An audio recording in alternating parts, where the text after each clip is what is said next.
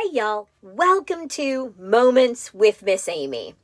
Today we're going to talk a little bit about me. Yeah. See, I have been known in the past to kind of get myself like super busy. I'm rushing all around and doing a bazillion things and somehow manage not only to not accomplish like any of it, but also be running behind. And it is so frustrating. It really is. I don't know if you can relate to hurrying around and you're in such a hurry and there's important things going on and doing just so much that somehow you end up running late, even if you had been so on point and so like you started early so that you wouldn't be late, but you still end up being late. And so that's what I wanted to share with you a little bit about today, because that's an area that I have unfortunately spent a lot of time in. Yeah. So Proverbs 21:5. The plans of the diligent lead surely to abundance, but everyone who's hasty comes only to poverty. Ouch. So, what does that mean? Because some of those words are not things that we normally use on a day-to-day, right? So, the plans of the diligent, those who are intentional, planning out what they're going to do and making sure that they have time to do the things that they need to do, and that they're not trying to push too much into too small of a calendar, will surely lead to abundance. Yay, life will be fuller, it'll be richer, they will feel better. It could even be abundance financially. Doesn't have to be, but life will be fuller and better, more abundant, because they're not under so much stress and pressure. Whereas everyone who is hasty comes only to poverty. So when you're freaking out, you're stressing, you're rushing around, you're not stopping to think, you're not handling the things that need to be done, and you're putting too much upon yourself, you are drawing too much from yourself and you end up being exhausted. Exhausted and stressed. And it's not a fun place to be. So today we're going to talk a little bit about that and the things that I've been learning about what a difference it can make when I don't put myself into those spots. Now again, I'm still learning all the time, so it's not something that I've made it all the way through yet, and I'm believing that one of these days it'll be smooth sailing. But for right now, I'm still learning that sometimes the best way to go fast and get ahead is to slow down and be steady. Now that might sound counterintuitive, but it really is true that sometimes if you slow down, make sure that you're handling things as you need to, it's smoother and you'll get further ahead. Let me give you an example. Last night, picked up a young man. He'd been hanging out at his cousin's house, and he was hurrying, trying to get out to me, had all of his stuff. We get on the road because he's got to go to work. And so we're on our way. Luckily, only about a half a mile up. And he goes, my phone, I left it. And he had to turn around and run back to get it. Now, if he'd have been a little bit ahead of time, a little bit calmer, getting things set, he wouldn't have had that error where we had to go back. He would have lived a ways away. What if we had to go back half an hour? That would have totally messed him up. Would have messed his schedule like crazy. And I got to tell you, I've been there. Okay? I have gone rushing out of here because I didn't allot enough time. I didn't have myself prepared. And I leave and I get part way or even all the way somewhere and realize one of the things that I meant to bring, wanted to bring, or totally needed to bring, we didn't have. I can tell you, there was a baseball morning. No, I don't play baseball. But Michael used to. And I remember, got everything, bud? Yep. Got everything, bud? Yep.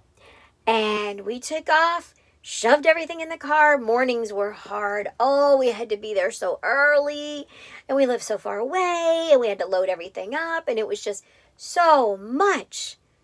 But it was so much fun. Oh, I miss those days. But we get to the field, and he looks down and realizes he's wearing slides.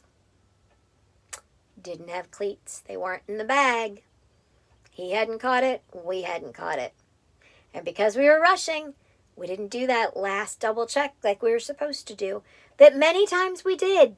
Many times we were good about it, but that time we didn't. That meant we ran over to Walmart to get a new pair of cleats. So, worked out really good though. They actually had them, and believe it or not, ended up being one of his favorite pairs for a while. So sometimes something good can come out of it. But the amount of stress that everyone was feeling, yeah, that wasn't so good. So with this, I really want to share that one of the biggest ways to help yourself is to know where you're going, because then you might actually get there. So when you find yourself rushing around and stressing around, and y'all, I'm going to watch this video myself so it helps me to remember as well. Okay, but when you find yourself rushing around and stressing around, stop for a second and think, what are the things that actually really need to be done to get to where I'm going and I want to go? Sometimes it's really hard for me. Seriously, I'm one of those who I will, oh my goodness, that's right, I wanted to send out that text or that message, or I still needed to make the bed, or, oh, let me grab this just in case I might need it later. I am notorious for all those last minute jumping around, grabbing stuff, doing this next thing, or no problem, let me handle that too before I leave. And I've really, really had to stop myself, put the brakes on and say, hey, am I only making matters worse on myself? And I've had to learn to kind of, I don't know, downsize, I guess, some of the things that I'm doing. Some of the things that, before I might have felt was important or super necessary. And look at that to see, is the stress really worth it? For example, carrying a cooler with ice in it and making up items to carry along with me just in case I might need them kind of is a double-edged sword. If I have enough time to do it ahead of time, and if I'm making sure that the stuff I'm taking is important for me to have, because a lot of times with my eating and with my food intolerances and stuff, I can't just pop into a gas station or a fast food restaurant and get something for the in-between. It becomes a little bit more of a challenge, so I have to be more careful about what I do have with me. But that being said, it's not helping me at all if it's a last minute rushing around, trying to grab stuff, stressing myself out, being late. It doesn't save me at all. Just make sure I grab one of my meal bars that I can have, and I will just make do, okay? So stop and think where you're going and look at it and see, is there stress being caused because of lack of planning? Because that is unnecessary. There's healthy stress, and I'm not going to talk about that on today's video, but that is an unhealthy stress. Lack of planning and preparation is an unnecessary stress. And it can come out and cause things to happen that are really awful. You may be rushing and trying to get out because of how far you put yourself behind and then get a ticket, or worse, get in an accident. All because you were so focused on whatever you were hastily doing that was sucking the abundance away from you and taking you into poverty. So learning how to make sure that you're handling what needs to be done, but in a timely manner, and not overloading yourself so that you're getting out, especially when it's big things. For example, going to the airport. I don't know very many people that like to go to the airport early and sit there and wait. It's a waste of their time. But I want you to realize that especially with differences in security measures and health matters and traffic and weather, and I could just keep going on, that sometimes the wisest thing for you to do is forego a little bit of that sleep, get up and get out early, and get to the airport. You can sit there and check your email. You can sit there and send those texts, scroll through Instagram, read a book on Audible, talk to a friend, watch the people that are in the airport, or anything of that nature once you're already there safely. But giving yourself this little teeny window of time and trying to shove this much stuff in there is certainly a recipe for disaster. So make sure that you're thinking abundantly for yourself and not poverty thinking.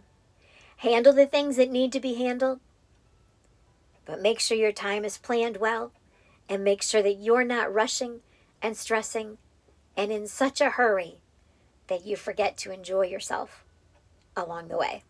I hope you've enjoyed this message. Please leave a comment. Make sure you click like. Don't forget to subscribe, and when you do, click that little bell so you know when my next video drops. And I want to thank you again for joining me for Moments with Miss Amy.